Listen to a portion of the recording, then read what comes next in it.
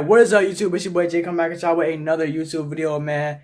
If y'all been keeping up with the videos recently, y'all would know that I was recently able to snag one of the new next-gen consoles, the Xbox Series S. Now I know some of y'all are probably looking at this video like, AJ, you've only had the console for barely even a week and you're already complaining. But I've actually had the Xbox since December 27th. I've been playing on it for about 2 to 3 weeks and it has been good for the most part. However, there are some things that I'm starting to realize that I'm not really messing with. Anyways, man, y'all get the gist, bro. I'm gonna go ahead and stop talking. We're gonna get into this video real quick. And I'm gonna go ahead and show y'all 5 things that I do not like about the Xbox Series S, man. So let's get into it, bro. Alright, man, so one of the first problems with the Series S and Series X that I have noticed, you cannot use a hard drive. So if you have one that looks like this, man, you cannot use it with the Series S and Series X. I mean, you can, but the only thing you'll be able to have is your last-gen games. You will not be able to store your next-gen games on these hard drives, man. You're gonna have to go ahead and get the new external storage cards the Xbox is selling. I know y'all probably mad at me because I said that if you had this, you should be good, and that is low-key true, because if you have this, then all your last-gen games, you know what I'm saying, that aren't Series X and Series S optimized, you can store on here, and you can still plug this up and use them with your Series X or your Series S. However, you will not be able to store your Series X and Series S optimized games on the hard drive. You're gonna have to buy the expansion card. The reason I feel like Microsoft did this is because Xbox and PlayStation, they lose money on basically every console that they sell. The only way they make profit is off of the things that they sell with the consoles, like the controllers, hard drives, and just other Xbox accessories. That's where they get most of their money from, and that's how they make their money back off of making these consoles. And I think what Xbox did is they looked at how many people were actually buying hard drives for the Xbox One, and realizing that if they were the only company that could really make more space for your Xbox, they would make a lot of money. And they're not only charging like $60 for a hard drive like I got mine for, they are charging $220 for the expansion cards. So now your Series S, your $300 Xbox, has now moved up to a $500 Xbox, and your Series X has moved up to a $700 Xbox. And honestly, I wouldn't have a problem with it if it was like $60, $80, probably even $100. But for 1 terabyte of space, $220, bro, that's not even a good deal, bro. They're just overcharging us at this point. They're just treating us like Apple customers. But like, if they're gonna charge us $220, they could at least gave us at least 2 storage ports, bro. But they really decided just to give us 1. That's crazy. All right, man. So speaking about the ports, this brings up my second issue I have with the Series S. The Series S only has 1 HDMI port. Now, a lot of y'all are probably looking at me like, AJ, why is that important? Because a lot of y'all are going to get your consoles, you're going to plug it up to your TV, and you're never going to think about the HDMI port ever again. The reason it's so important for me is because if you've seen my last video about my gaming setup, you would know that I use my laptop and Xbox to have both of them show up on the same monitor and basically use them all in one, you know what I'm saying? So that when I'm done doing schoolwork on my laptop, you know what I'm saying, I could switch apps.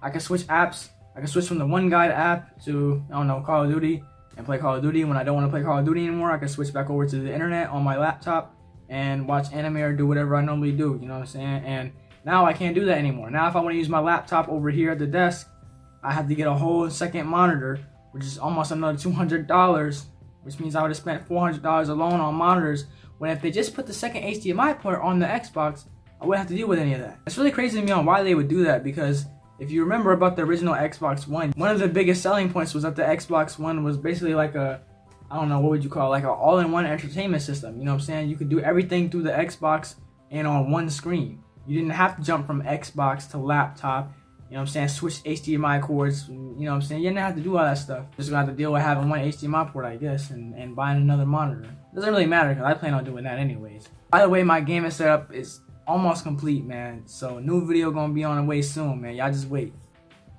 Another issue about the hard drives and the space and all that is that the amount of space the Xbox Series S has is actually laughable. I wasn't complaining about it before because, you know, I was always saying get a hard drive, this and that. And as y'all can see, I have my old one still and it works perfectly fine. The only problem, like I said before, is that you can't download your Series X, Series S optimized versions of the game, basically your next gen games, on this hard drive for whatever reason. But now that means I'm actually stuck with about 300 gigabytes worth of space on my Xbox.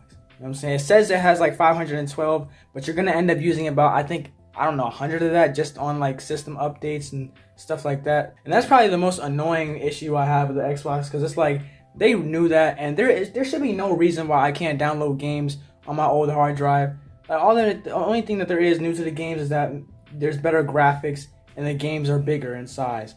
Other than that, I should be able to play the games on my old hard drive, bro. This basically says that you need faster storage. Like, the games are just bigger. What do you mean faster storage? The fourth thing I don't like about the Series S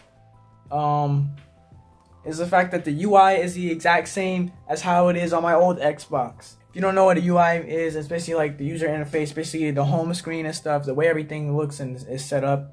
And on Xbox, it's the exact same. Now, it really wouldn't bother me, but like I look at the PS5 and how their user interface is set up and everything, bro, and how it just looks so good, bro. And when I seen that and then seeing what we had, bro, it's like, it's just no innovation at all, bro. Like PS5, like Sony, they went above and beyond for the user interface, bro. It looks really good, man. Like, I'm not gonna lie, when I saw that, I got jealous. But like, can y'all blame me though? Like, it looks exactly the same, bro. Like, oh, like I don't like the menu, bro, and the home screen is okay. I'm not gonna lie, I kind of like the simplistic home screen, but it's just like, bro, like I just feel like part of getting a next gen console, a new gaming console, is experiencing new menus, new graphics, all that stuff. You know what I'm saying? A new boot up screen and all that. And like, yeah, they do have a new screen, like, you know what I'm saying, a new animation or whatever, new video that plays when you first start up the console, or when you turn it on after it's been off for a while, or when you reset it.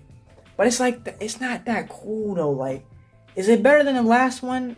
Yeah, it's alright. But it's not something I look at after turning my console on 20 times. Like, I got tired of it after a week. Like, it was cool the first 2 times. And then, like, after a week, I turn my console on and see the thing, and it's like, oh, okay, it's cool. You know what I'm saying? It doesn't look out of the ordinary or anything. It's you know what I'm saying? It's not something you look at and be like, wow, bro. I mean, I don't know, bro. Like, it just doesn't feel like a new experience for real. I have better graphics, you know what I'm saying? But it doesn't feel like a new experience, bro. That's really the big thing that bothers me. Alright, so the last and final thing I really don't like about the Xbox Series S actually has nothing to do with the console itself.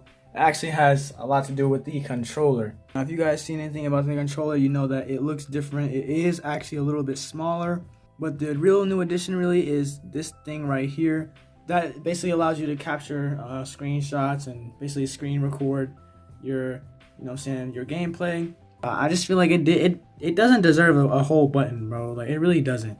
So not only does this button get in your way all the time, the screenshots, the quality of the screenshots and the screen recordings look like garbage. I thought this was going to be fixed on the next gen consoles, you know what I'm saying, because you got all these better specs, you know what I'm saying, you got that 60 FPS. We have all these good specs. Xbox, please explain this to me.